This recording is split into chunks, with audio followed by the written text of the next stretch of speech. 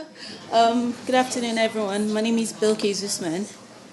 Today, I'm going to be talking about blended learning, and my title is a bit vague because at the time that I started this, I wasn't sure where I was going with it. But one thing I was very sure about was the fact that I was looking for different ways of using technology to respond to student needs.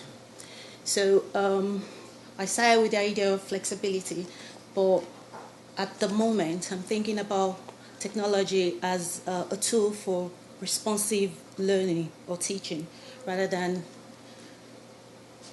as a flexible tool, if that makes sense.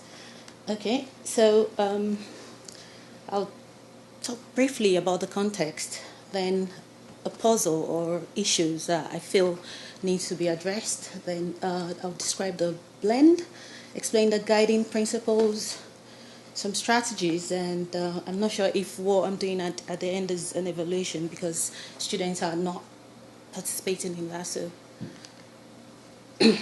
So a brief description of this particular model, and I just need to point out that this is not my first go at blending learning for international students.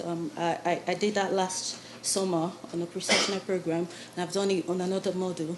So I tend to adapt my blend depending on the kind of students that I have. So this particular model is language development for academic study, and it's an international foundation year program. It's focused on academic skills, so reading, writing, and vocab, not listening and speaking. Non-native, it's open to non-native speakers of English language alone. And students come from diverse backgrounds. So I can't describe my student because it changes every semester. So what I know from reading around and from my little experience about student needs is international students, they come with different needs.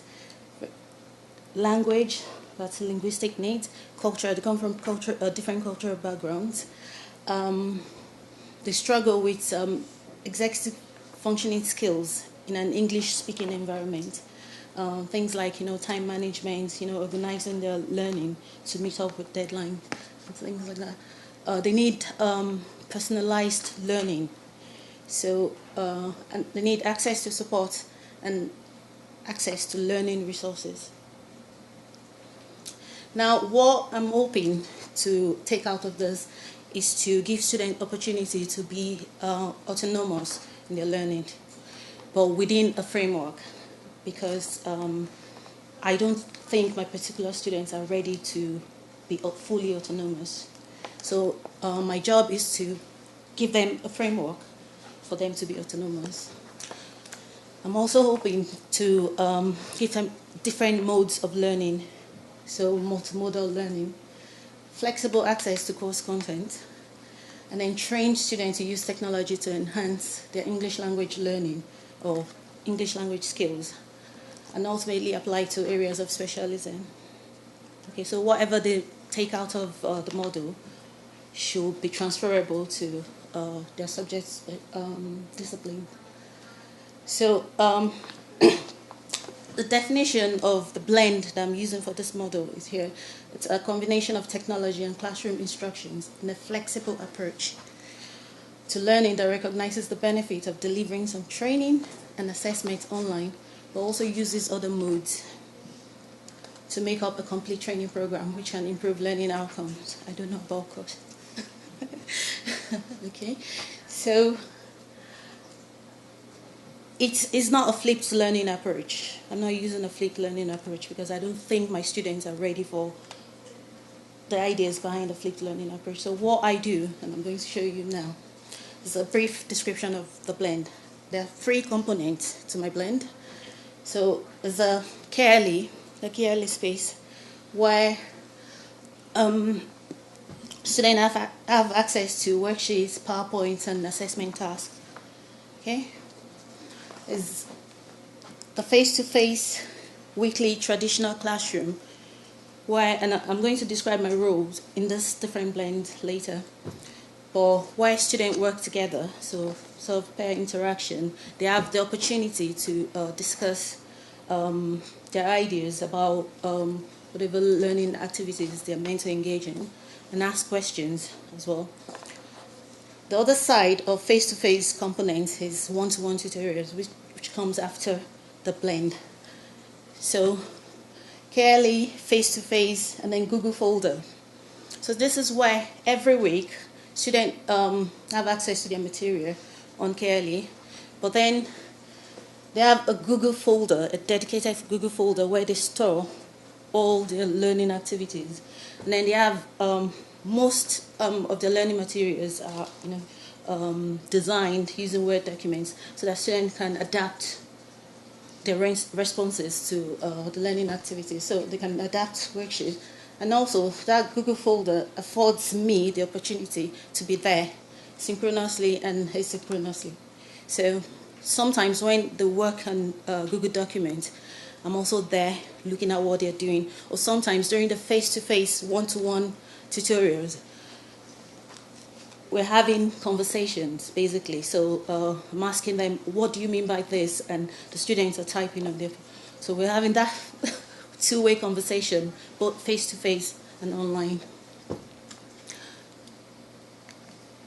So the guiding principle behind this particular blend is Lorinad's conversation framework.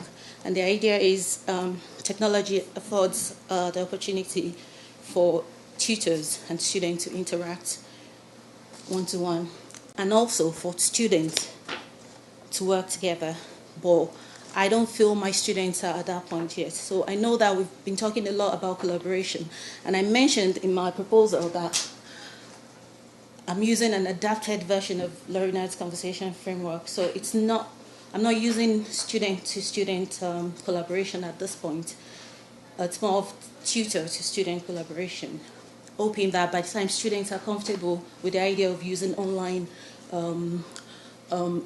interacting online, then we can move into the second semester and this semester where they start working together online.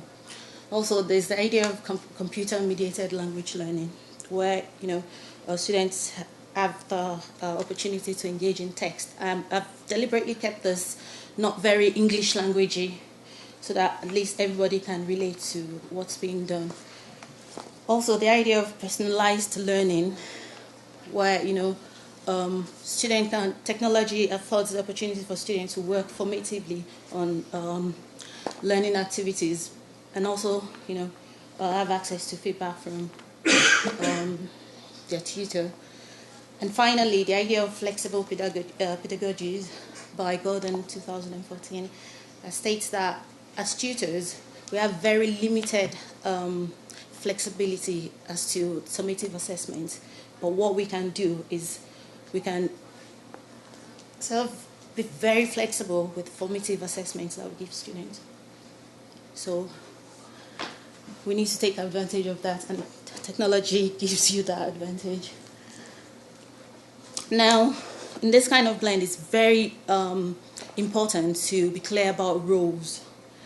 So my role in this blend is for me to set goals for students, be very clear as to learning outcomes, and also use what we call the structured objective and learning outcomes to students. So not building something on nothing. The idea, I come from a legal background, and I know that there's this idea of you can't build something on nothing. So you need to know, students need to build a particular knowledge before you can build on that.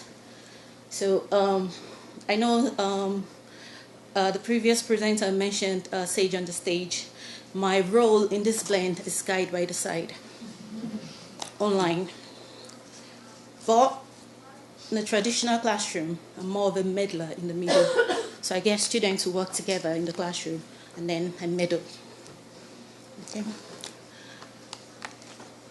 For me to create a comfortable learning environment, and I don't know about other people, but I've worked with KIITE, and I know that it's not very usable for students, basically. So I needed to look for something, an alternative for students to work with.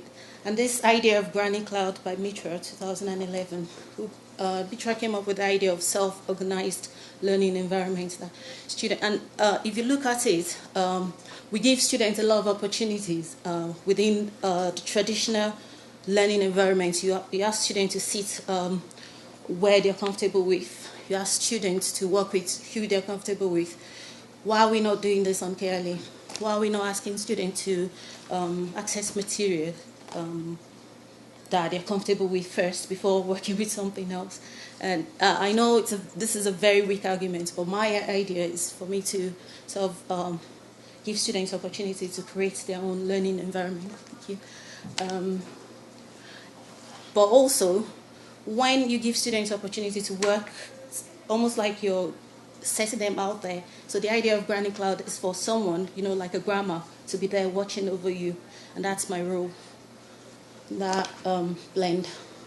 Students' role, digital literacy, at least minimal, that can be guided. Mobile device ownership, for them to understand the learning goals, complete set tasks, and communicate. I'll quickly, this is not very clear, but this is an example of Google folder and a student putting weekly task there. And if it's clear enough, you can see that the structured objective and learning outcomes that I've said. So we start from the idea of English sentences, so compound and complex sentences, getting students to notice the idea of noun combinations in their reading, because sometimes students are not even aware of what we call noun phrases, and they just see words in isolation without actually reading words together in their reading, up to the point that students actually worked on writing summaries, so reading a journal article, unsurprisingly. Sorry, I'm super nervous. Okay, and this is also an example of dialogue between the students, and this is a very basic example of a student writing and sort of leaving information and students answering, but this is a very basic example. This is not an evaluation because it's one-sided, so I've not had the opportunity to ask students how they feel about using this, but the little that I say from my own judgment, I think students are engaging more in their learning. So flexibility in learning environment, which addresses different studying habits, schedules, and studying pace. It increases students' engagement, makes learning manageable for them, because they know that every Tuesday they go online to KIITE, obtain their learning materials, and then they know that on Friday they will have a one-to-one tutorial with me, so they know that they have to do things.